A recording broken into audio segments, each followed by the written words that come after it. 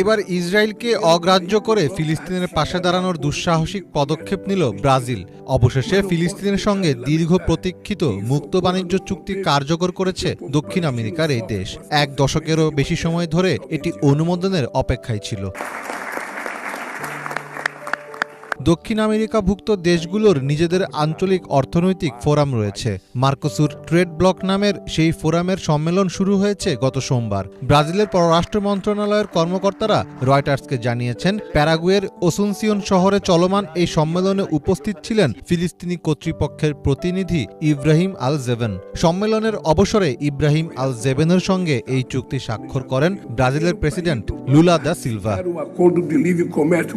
চুক্তি স্বাক্ষরের পর এক সাক্ষাৎকারে ব্রাজিলের প্রশংসা করে ইব্রাহিম বলেন, বর্তমানে ফিলিস্তিনের সঙ্গে ব্রাজিলের দ্বিপাক্ষিক বাণিজ্যের বাৎসরিক ভলিউম $3.20 কোটি।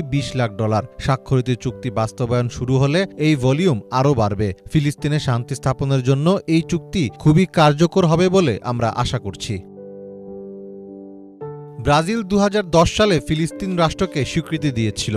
দেশটির রাজধানীতে একটি ফিলিস্তিনি দূতাবাস স্থাপনের অনুমতিও দিয়েছে। লাতিন আমেরিকার মার্কোসুর বাণিজ্য ব্লক ও ফিলিস্তিন কর্তৃপক্ষের মধ্যে 2011 সালে স্বাক্ষরিত চুক্তিটি অনুমোদন করেছে।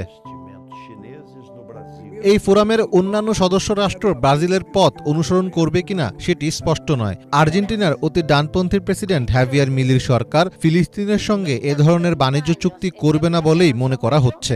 এছাড়া উরুগুয়ে ও প্যারাগুয়ের পররাষ্ট্র মন্ত্রণালয়ে এ বিষয়ে জানতে চাওয়া হলে তাৎক্ষণিক কোনো মন্তব্য পাওয়া যায়নি।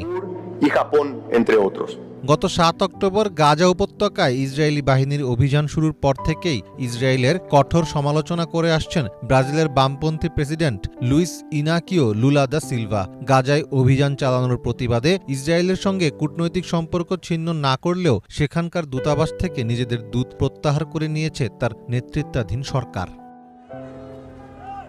মীর ফজলে রাব্বি, বাংলা ভিশন।